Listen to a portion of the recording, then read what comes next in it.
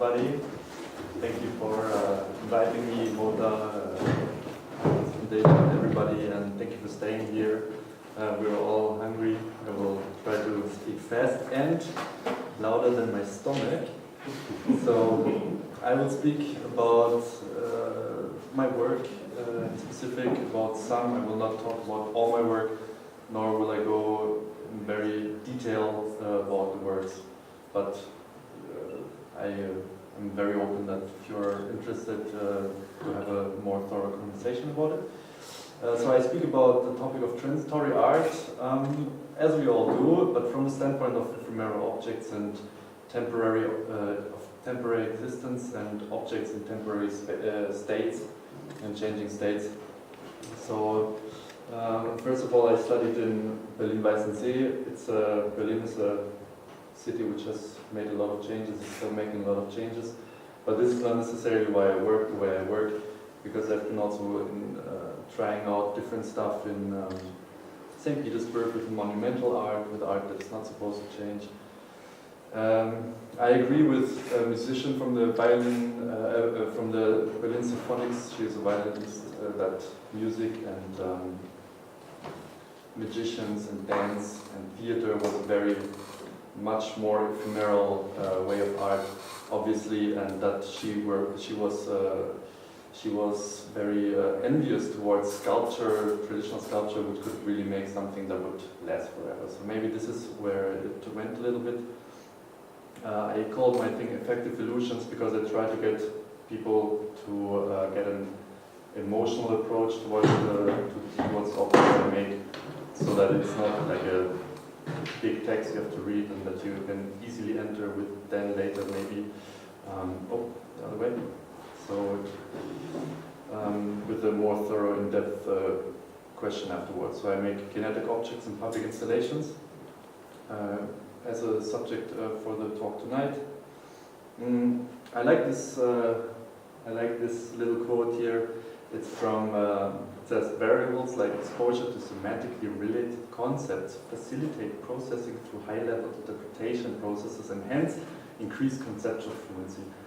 I like this, well, you can see who wrote it. It's from the University of Ohio and Michigan and Switzerland and Bern and Denver. And the idea is that if you have an easy image connected to a little bit more complicated topic, then you can easier grasp the idea. So I made a little sketch. No, it was just a joke. So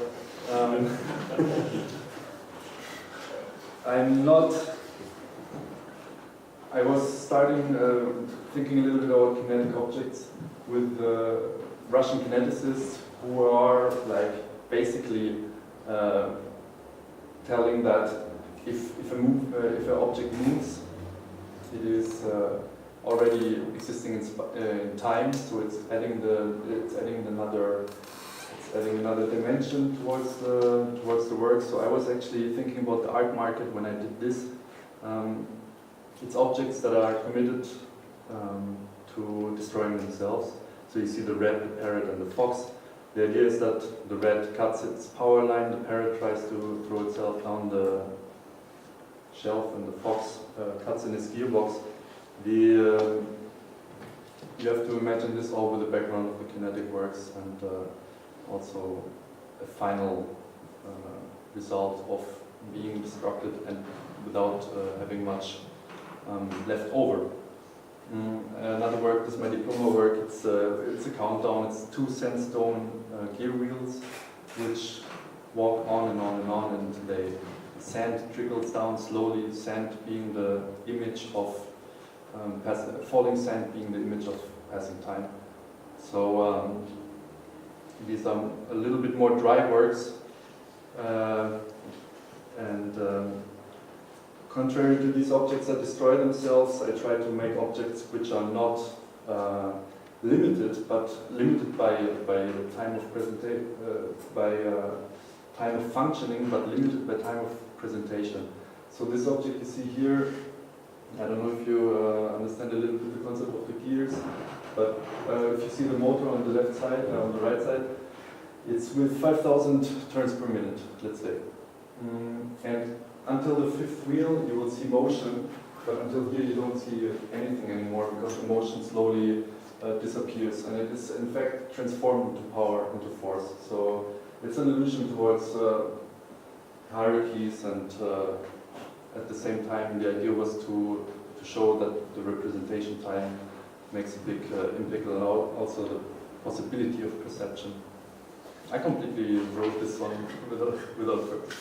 Then the soap bubble was the image that I found most interesting to working as a sculptor, because for a definite time, because it is the image of fragility since the Baroque epoch, obviously, and it is the most fragile object, if you want, nowadays. We're talking also with a little bit of naive understanding, because if you go a little bit more in depth, you will find more fragile objects, obviously. But this machine keeps the soap bubble alive for for at least 10 hours. The problem is I've never tested it more because of the opening times of the institutions where it was shown and the insurance companies, so you cannot leave it overnight. Also at my house, I'm a little bit afraid, so I didn't either test it out more. But I expect it to last for a long time, for at least 20 hours, and I could even go further. This is another try how to make soap bubbles, how to conserve soap bubbles. It's an imprint of a soap bubble on the copper. It's burned inside, it's an oxidation. I think it's very beautiful, and it shows like kind of a planetary thing. It's actually this big, and yeah, it's gonna stay there forever, and it's unique, and yes. So this is the soap bubble thing. Then I've brought you an object. It's also something that is supposed to defy a little bit the time thing. I invite you to have a look at it later. It's in the box. You will. It's a little spinning dice. I think you can also go there and have a look at it while I continue with the talk. I call it Alia. I haven't presented it anywhere before, so that's why there is Nicosia Cyprus 2013. I'm working with dice with the same approach, using an object that everybody universally can understand and has maybe even a positive feeling with it, playing, childhood memories and so on, to actually get people to get a little bit more in depth with my work, maybe. Which I would be thankful if people would get something out of my work. I was trying to throw these 1,000 dice and to find out if it makes any difference if I throw it or not. The idea is, in general understanding, I think dice are seen as an object about luck. But in mathematics, as I understood it, it's not about luck, it's about probability. And in a way, it's the exact opposite. Because it's not about if you're lucky, it's going to happen, but it is going to happen, but the question is when. So it was a very mediocre event. 1,000 dice fell, we counted them out. It was very mediocre, nothing big, nothing interesting. But I still choose to present it.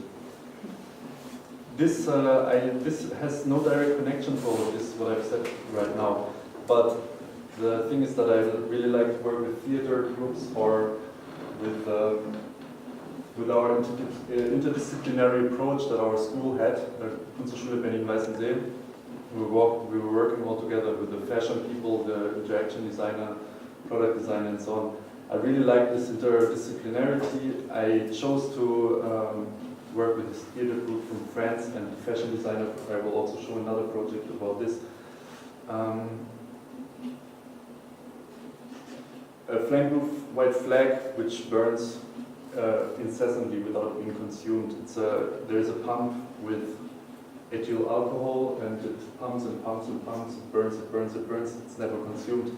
I really like the idea of working with theater groups, because theater, as I said before, is really one of the ephemeral things. It happens in 2 hours and then it's over and maybe also forgotten. I was working with this fashion designer who was invited to St. Petersburg to make a show. So the idea was to make this conveyor belt where the models were just standing like this. This is a collection of Kiesel. In case you want, I really like the clothes. Unfortunately, she only makes stuff for women. So the idea is that the models, they were like puppets. They were not supposed to move. They were not supposed to show. They were not supposed to have an attitude or whatever. So they were just supposed to stand there and to be transported towards the end, and then they were packed up, and that's it. 12 minutes, and the spectators expected something completely different. So I go to work in public spaces, where I also work with the transitoriness in this way. This was in Łódź. Łódź is a Polish post-industrial city, if you want. It has a big industrial area which is completely empty now. It all moved away, and we were invited to, they want to resurrect it with art. There are big art events and so on. So I made this modernization. It's a custom-shaped mirror on the wall. You will walk by it, you will have the impression the building is heavily damaged. Contrary to this project, where I create this empty space, I have this project where I fill empty spaces. It's called Patchwork. I made it first in Italy for an event called Venti Eventi. Back in the days, it was in 2007. The idea was to make in fact, reenact the way of architecture, how people used to build in this little city. They really have this patchwork of walls. It's Roman walls, it's red clinker stones, it's aerated beton, and so on. It's all together. And it makes no sense, because we come from Berlin, where everything is like styled and designed and so on, so it makes no sense. It's like when little kids play with the plastic construction bricks and they just use the different colors without really thinking about the design. So this analogy I wanted to take over like on purpose, and so I started repairing cities. First of all, with this architectural background. Second, we did it in Berlin then, where we found, of course, different walls with different meanings. So the project expanded into a kind of a universe where it has different layers and different possibilities to be read. It's also, well, I clicked through some pictures. This is from the first event. You will see these different stones also to the right. And so this was done in New York and Arnsberg, Linz and Berlin. And later on, in Berlin it already started that people wanted to join. And first of all they asked, what are you doing? And I said, I'm doing this art project, I'm going to have the exhibition, and so on and so on. And I continued, and then after the 10th, or maybe it was the 7th person, I was tired of repeating over and over what I was doing. So basically I said, yeah, it's fun, you know, you want to join? So they started to join, and at some point I actually left, and they were still doing it, you know? And yeah, so this wall is actually one of the Berlin walls, which was, you can see it's heavily damaged. It was, it's at Kupfergraben, and that's where the Red Army was when they entered Berlin. Or it was also, I don't know, it could have also been the Germans, but it's supposed to be the Red Army who was going to the direction of the Reichstag. So then later on we went to, I was invited to the architecture of the Institute for Architecture in Amsterdam, where we had this workshop also. A lot of people were very interested in joining. So I went off a little bit of the architecture course saying, okay, it doesn't need to be conceptually so fixed to say it has to always have this kind of wall and it has to. So I said, okay, people want to join. Let's make this a kind of a guerrilla event where people can join wherever. This is in Aarhus, Denmark. So people of all different nationalities and cultures subcultures and subnationalities, or however you want to call it, they joined. They were like they really were interested in feeding this toy in their fingers, and they even they even built these things that constructed easier. This was in Taiwan, Taipei, so it was, thanks to the internet, it spread out in a very rapid way. This is now the website. Please have a look at it if you're interested. This on the right side, you see all the locations that I've been. Partly I've been invited to different congresses, but partly also I was just traveling for other projects and I took stones. So I also took some stones to this project, so I'm definitely going to go out and find a nice wall. Down there you will find all the stations that I haven't been to myself or that other people just sent me. All the colored countries are the countries where the project has been, and now there's also a forum where people actually can meet. This is my transition to getting a little bit of free time for doing other stuff. Because I was putting a lot of energy in this. It's an experiment of finding little pieces of culture, of a global culture for me. I'm very excited to see that, for example, in South Africa, China, Canada, they all do have very many things in common, and that people worldwide feel also very connected towards each other. I have, regarding this, oh, my link works, it should. Regarding this, this project got out of hand. It's, that's the last thing. This I just found yesterday actually while doing a little bit of research. It's actually in Beirut, and it was posted 5 months ago.